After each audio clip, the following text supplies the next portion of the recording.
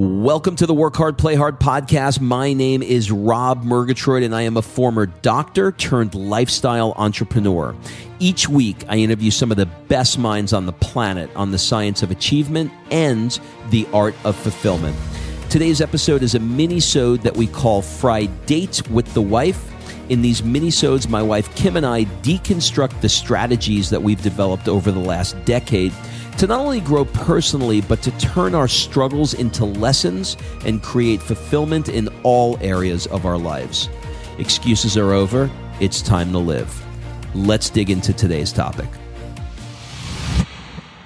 Okay, before we get into this episode of Fri-Date, I want to remind you that my 2019 Mastermind is filling up quickly in terms of the applications rolling in. Now, I've not started my pre-qualification phone calls yet, but remember, this is on a first-come, first-served basis for at least getting your applications in line.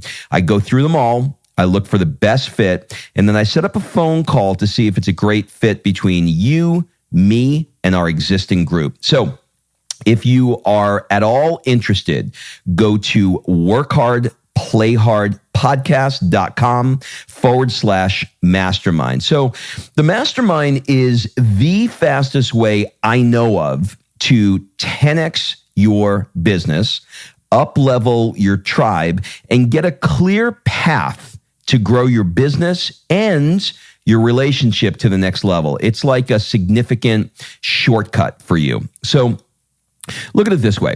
What if by this time next year, your profits 10x and you spent less time working and had more time with your family and your friends doing the things that light you up? And what if you did it with the highest level entrepreneurs on the planet? And what if you learned all of this while you were experiencing some of the most amazing adventures, places, and cities in the world? Stop the what ifs and make a decision to make this happen. So go to workhardplayhardpodcast.com/mastermind and fill out the application. In the mastermind, I'll put you into a group of high-level achievers where everyone is at your level or higher, and you'll be in 3 different masterminds throughout the year, going to 3 different locations and being a part of what I call an experiential learning environment. I learn best by doing cool things with cool people and not in the back of a Holiday Inn conference room. So I redesigned the entire mastermind concept and made it fully immersive experiences. I made the long conference room tables disappear, the one with the mints and the water. It's all gone. So who's it for? Any upper 6-figure earner that is at $300,000 or above, or those that have just barely squeaked over their first million and are looking to learn how to get past the multiple 7-figure range year after year. So even if you're just curious, go to workhardplayhardpodcast.com/mastermind and click apply. Do not let this negative self-chatter get in the way. We all have it, by the way. Power through it. Power through it. You can do it. All right, let's get on with the episode. Well, Kimberly freaking Murgatroyd, how are you? Is that my new middle name? Yeah, why not? Why not? How are you today, my love? I'm good. How are you? I'm really good. What are we going to talk about today? Today, we are talking about making your obstacles your opportunities. There is a book that addresses this subject probably better than anything. I thought you were going to say probably better than you're about to. No. Probably better than anything I've heard on it. And it's written by a guy named Ryan Holiday, and it's called The Obstacle. Holiday. Yeah, you remember that? Can you name who sung that? Celebrate. Who sung it? Madonna. Oh yeah. Look at you. That? Huh? How about that? Yeah, Ryan Holiday wrote a book, and it's called The Obstacle is the Way. And when I first heard about it, I was like, I don't really like obstacles because they really seem like they're in my way. they don't really seem like it is the way. But after reading this book, I really, really learned about it. So I'm actually excited to talk about it. So kind of let's. I'm going to have you start it. So tell me where we're going to go first. All right. So just what you just said, where you don't like obstacles, you don't like problems. This is how we've been conditioned as kids. Like you get in trouble at school, you come home, what happens? You get in more trouble, right? Your parents don't celebrate the fact that you just got a D and you have growth to do. Did you get in trouble at school? Probably never, right? No, I don't think so. Yeah. My parents got called to school on me. I remember one time, oh God, this was a bad one. Did you have this growing up where you had these, I don't really remember what they were called, but it was around the 4th of July. These little like white things, and if you throw them, like they're snappets or something. Yeah, what snappers, snappers, something like that. You throw them and they make a little bang. Yeah, and I threw them at the teacher. How old were you? 4th grade. I threw it at the teacher. Did you like shove a bunch in your pocket?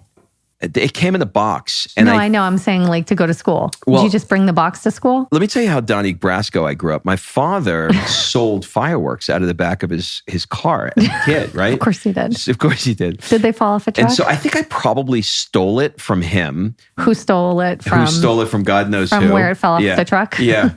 And I took him to school, and I remember just lying about it and saying like, I don't know what you're talking about. I have no idea. But then like the fat kid who sat in the back row, like completely ratted me out. And I got into a lot of trouble. But I became friends with that teacher to this day. Didn't you throw a pencil at a teacher once? No. That wasn't you? Wrong husband. All right. So, look, that was a complete sidebar that had absolutely nothing to do with this, but I hope you enjoyed it. So our conditioning, right? We have been conditioned that when we have problems in life, that they are to be dreaded, that we complain about them, that our stress increases, that we have massive anxiety, and it leads to self-doubt. And, these struggles that we face, I think, force us to grow and to succeed. I think the obstacle is the way. And I think our conditioning of you have a problem and you can't, let's just all sit around the table and complain about it or bitch about it, or isn't that the same thing? Complain, bitch, well, whatever. Let's look at it this way, right? We'll use health as an example. If we get sick, we are conditioned, to use your word here, we are conditioned to seek out a way to get out of the pain and not go through it. So instead of saying, what's causing this stomach distress? What's causing this headache? We say, plop, plop, fizz, fizz, let's go take this so we can get out of the pain. But if we embraced why we're having the pain and we leaned into the obstacle, we leaned into the pain, then we would ultimately find a solution for what it is, as opposed to having a reoccurring stomach problem. It's very counterintuitive. And, I would suggest, and I think we really do try to do this in our house when there is a problem, like let's say with Sophia, and she's not wanting to do, her work at school or whatever it is. And, a lot of people can see that as a problem and force it and you have to and all of these things. But I think if you use it as a moment to learn why that your child or whatever doesn't want to do X, Y, Z, and you kind of reverse engineer teaching them how it is important, and as opposed to just getting them in trouble, I really think that they will see these obstacles and they won't have the same conditioning. I know my favorite thing when we went to Date with Destiny was every time someone stood up and said, "I'm confused," Tony would yell, "She's confused, everybody." And the whole room would erupt in cheers because he literally wired me. It was a reverse conditioning. Yeah, he still does that. He conditioned me in that moment and everyone in that auditorium to welcome confusion, to welcome the problem, to take those problems and use them as a chance to grow. And look, this is way easier in theory than it is in practice. But oh yeah, all bets are off when it's you. The moment I have my first obstacle, I'm going to be crying like a little girl in the fetal position. No, but we work through it. And there's what you said about the obstacle of the way. When I was doing a little bit of research for this podcast, there's the Marcus Aurelius quote, right? Who's a Stoic, and that's what the book is about. Yeah. So the impediment to action advances action. What stands in the way becomes the way. And to me, that is the most genius thing, because if you just look at your problem, whatever problem you have in life right now, maybe it's a relationship and you're just not feeling it. Or maybe it's a business problem. Trying to tell me something? No. Rob, while I have you here. While I have you, I figured we'd do this on a public forum. Like, I'm not feeling it. I dig the podcast, but this whole marriage thing, it's for the birds.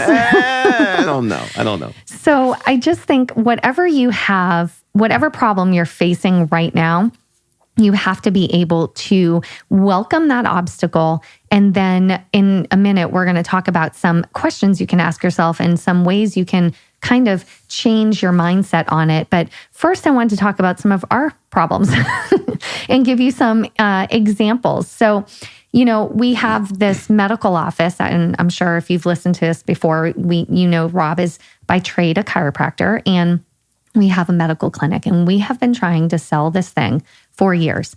And every single deal that we have, we will be like, oh my God, it's here. We've even signed paperwork, and it falls through. And the next one falls through, and the next one falls through. And I remember looking at Rob and going, okay, so we've had like 982,000 deals fall through on this.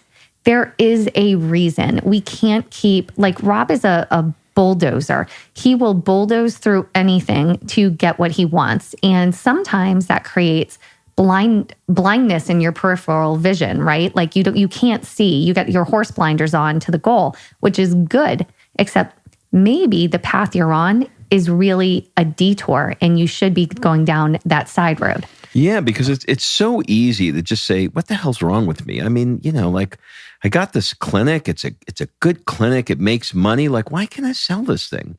But instead of just getting in that place, sort of looking at the obstacle and going, okay, well, this is here for a reason. So if this is here for a reason, what can I learn from this? How can I lean into this? And how can I turn lemons into lemonade here? Yeah.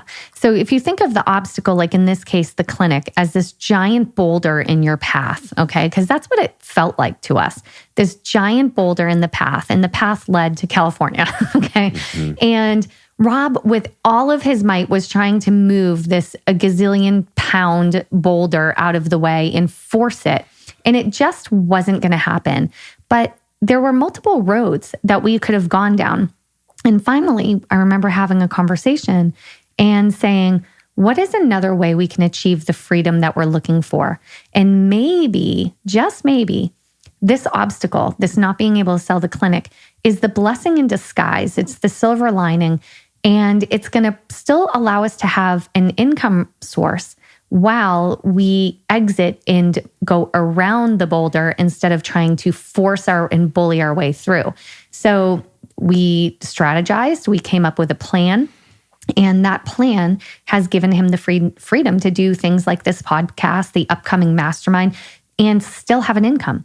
And so sometimes when you stop trying to plow through it and get to that goal because you think that's the only way, there are other ways around it. You have to be open to it and welcome that obstacle and say, okay, let's brainstorm this and get around it. Yeah, but do you think about, like, when you think about, you get these, the way I look at them is they're like stop signs.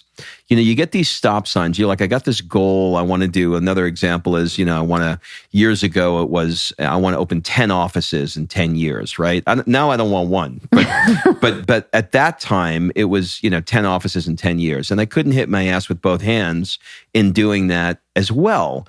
And it's like, you got these stop signs that just, they keep coming up and you're like, what the heck? Like, why do these stop signs keep? So I wonder, I don't know that there's an exact answer to this. It's probably a little bit of both, but sometimes I feel like there's either, A, there's another road that I should be looking down. B, this isn't for me. Or C, lean into it and figure it out if it's A or B. Yeah. Well, leaning into it is where you can develop that strategy. You're going to lean into something. So the definition of insanity, right, is doing the same thing over and over and over. By the way, I have a friend. I have a friend that takes exception to that because he's so literal, and he says if you look in the dictionary, it is not the definition of insanity. All right. So outside of that friend who can open his box just a little bit more, the definition of insanity is doing the same thing over and over and over and expecting a different result. So if we kept trying to sell the clinic over and over and over and over again, and we're expecting a different result, that wasn't working for us, obviously, right? Yeah. So, another thing that a lot of people deal with is financial pressure and financial stress. And maybe if you're an entrepreneur, that there's no paycheck. There's no consistent paycheck in being an entrepreneur. You're the first one there. You're the last one to leave. If you're in a physical business, you have bills to pay, you have staff to pay, or maybe you're not in a physical space, but you still have overhead of some sort, and your income may not meet your production every single month, or what your expenses every single month. So, a lot of people, I remember me included back in the day, when credit card would get shut off. And I would look at it and go, oh, damn it, not again. Like, what is going on? But now I look at stuff like that and I'm like, God, that was such a beautiful moment, because when the credit card company went, you're done, you're being irresponsible, it put that fire in my belly to never be in that position again, and to learn how to manage my money better, and to learn how to save more and spend less and spend more responsibly. And, once you go through certain things like that, where put your hand up if your lights ever got shut off. I know in college, our lights got shut off all the time. So, when you go through things like that, you can either complain about it, borrow money from a friend, bitch, say life sucks, or you can fuel that. You take that obstacle, use it as fuel, and say, thank you so much for shutting the lights off. I'm going to work my ass off to turn those suckers back on. You know what's interesting about this? As you're telling this story, I'm thinking, has there ever been a time in my life where I looked back on an obstacle a few years later and was still pissed that I had the obstacle, or was I grateful that the obstacle was there because now I can see why it was there? In almost every single case, if we go back to the 10 offices in 10 years example, I would be so disgusted right now if I had 10 offices trying to figure out what the hell to do with 10. I can't sell one to do what I want to do. Let me figure out how to try and sell 10. So it was... Now this is that didn't work because you're not interested in that. That was not where you were. You were interested in the payout. You weren't interested in having 10 offices. Yeah, but that's my point. My point is that the obstacle that was there was put there because of what you just said. That's why it was there. So because you had another path. If you had 10 offices in 10 years, you wouldn't be doing podcasting right now. You probably would have had 3 heart attacks and have a big belly and a dad bod.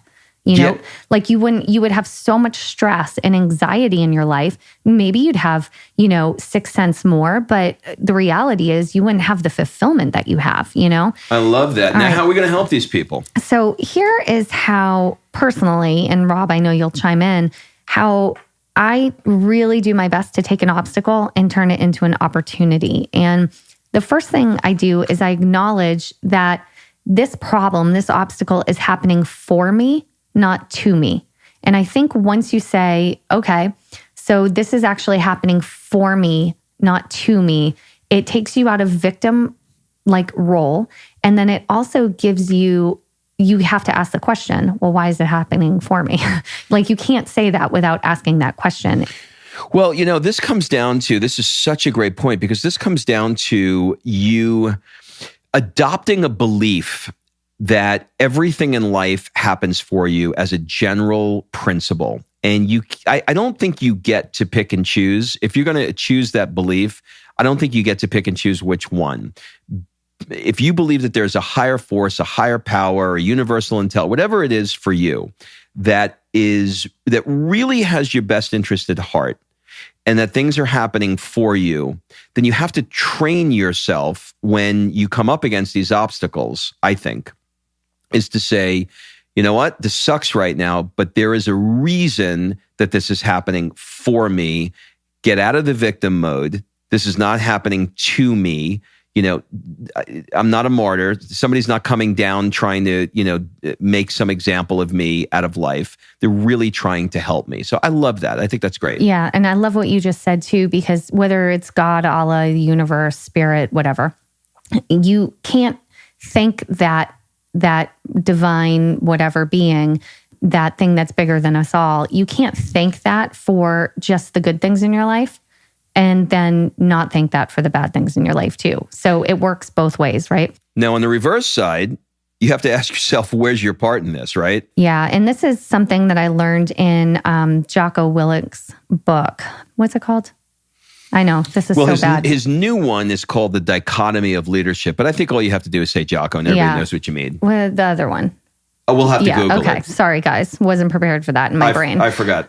Okay. So that Jocko book is so good because what it taught me is when you're a leader, whether you're leading yourself, your family, a team, a company, whatever it is. Extreme ownership. Thank you. Extreme ownership.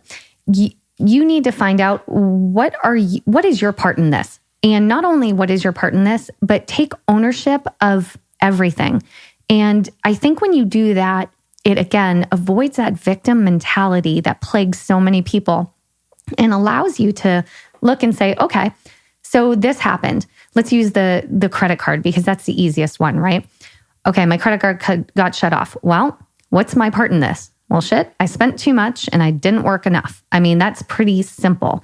And so once you accept your fault and once you accept responsibility for whatever it is, it gives you the momentum and the energy to now correct the problem and to learn the lesson that you so desperately need to learn. And if you're smart, you will learn the lesson the first time. Otherwise, the next you get, what did they say? You get a tap on the shoulder and then a frying pan. And then a nudge and then a frying pan. I always get a frying pan. I never hear the nudges. I have no idea. I do? I'm better? Maybe I'm better now. You hear them. You just, whether you choose to act on them, but you hear them. Those red flags, and Lori Harder, we were at her event the other day. If you don't follow Lori Harder, please do because she's incredible. And she wrote a book, The Tribe Called Bliss. And she was in Atlanta doing her book tour. And she said, you have to trust your intuition. And, some people will say, I don't really hear it. I don't really think it. And she said, you know that time where you said, I knew if I did this, anytime you've ever gone, I knew this would happen. I knew that was going to happen. That's called your intuition, kids. And guess what? You need to start to learn to listen to it when it's a nudge and not a frying pan. That's a good one. Yeah, I thought that was really good. So, and then that's something, that I actually had on our list to talk about is the intuition, because you do get those nudges of where you should be going. What is that path that you should be going down? I mean, I am getting a whole shit ton of nudges right now for different things. I don't even know where to put them in these buckets. These are things that are not in my current path. And I'm worried they're going to distract me out of my path, but maybe they're actually going to lead me down that path better, So you got to learn to listen to those nudges. And Rob, can you talk on the other thing about making the obstacle into the opportunity is what would it look like if this were easy? Yeah. So I learned this from Tim Ferriss. This is just a massive reframe. So. And that, kids, is when he doesn't shut his phone off. Hold on. Hey, Nick. I'm literally in the middle of recording a podcast. 5 minutes and I'll call you right back. Nick Harder, everybody.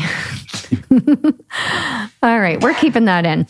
So this is what we're not keeping yes, that. We no, are. We are not keeping that. Editor, keep it in. No, do not keep that in. Yes. Listen to me. I'm the boss.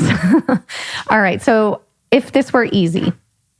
Okay, so Tim Ferriss said, giant reframe. In the morning when you're journaling, ask yourself 3 questions around challenges, problems, obstacles that you have. What would this look like if it were easy? So let's say, in the case of, we'll use the credit card, right? Having your credit card shut off. What would it look like if it were easy? Well, if it were easy, then I would work and make sure that I put away a little extra money, had one less latte, one less cocktail at the restaurant until I got myself out of it. That's what it would look like if it was easy, right? So you pull all the drama out. The next question is, what would this look like if it were fun? If it were fun, we could have movie night in. We could have pizza in. We could, instead of going out, spending extra money. Spending extra money. You could do free things that are everywhere, right? Yeah. And you could also, to make it fun, just an idea, is that you could develop something that you're getting nudged for, another product maybe, or have some sort of a fun sale or a fun event if you have a brick and mortar business to drum up some more business. There's tons of things that you could do to make it fun. Yep. And then the last one is, what would it look like if it were elegance? And elegance is a really interesting one. I find that it doesn't apply to all circumstances. Like this one, it might not, but it's a really interesting way of looking at something. So what would it look like if it were elegant, if your credit card got shut off? I don't know. Maybe you look at it through the lens of, we don't have a credit card to use right now, but I'm going to go out and buy some pizza, but we're going to do it tonight by candlelight. And we're going to put a little red and white checkered Italian and a little tablecloth, a little Maxwell, and we're going to make it elegant. Now, each one of those questions requires a different part of your brain to answer. And when you're in an obstacle or you're in a problem, what tends to happen is you loop the problem over and over again. And you start asking why questions instead of how questions. Why does this always happen to me? Why did it get shut off? Instead of how can I blank? And what's really great for that is having some sort of circle of friends, an inner circle, a mastermind. This is why masterminds are so important, because if you're a business owner, if you're an entrepreneur and you're trying to go to the next level, you are going to have a shizzle ton of obstacles, because guess what? There's a lot of lessons and a lot of things you need to learn to take your business to the next level. So when you have these obstacles, wouldn't it be great to have a group of 20 other people to bounce these ideas off of, bounce these obstacles off of, see who's been through similar, and they probably have a shortcut. And this is another thing that I got from Lori's book tour when she came was, she said that Chris Harder, follow him too, For the Love of Money. He has a podcast and on socials at Chris Harder. How do you like that for random? Oh my God, that is like a commercial. But she said, Chris is so good. People always look and they go, Chris, how are you getting so much success so quickly? And guess what he did? The way he did it was he asked people for help. When he hit an obstacle, he asked people for help. They cut years off of his growth because they had already been through it. And so they could provide a path that was going to be faster, simpler.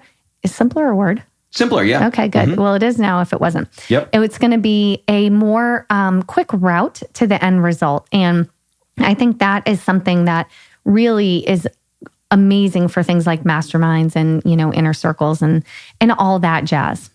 All right. So for me, the overall lesson here is to make sure that you don't run from the obstacle. You listen to your intuition and you lean into the obstacle and realize that sometimes the obstacle is the freaking way. Have a great week, everybody. All right. Thanks for listening. If you love this episode and you know someone that needs some help in either stepping up their work hard game or their play hard game, it would mean the world to me if you shared this podcast with them to help me get this movement out there. So if you like what you heard, head on over to iTunes, take 30 seconds and leave me a 5-star review, and I will be forever grateful. So until the next episode, excuses are over. It's time to live.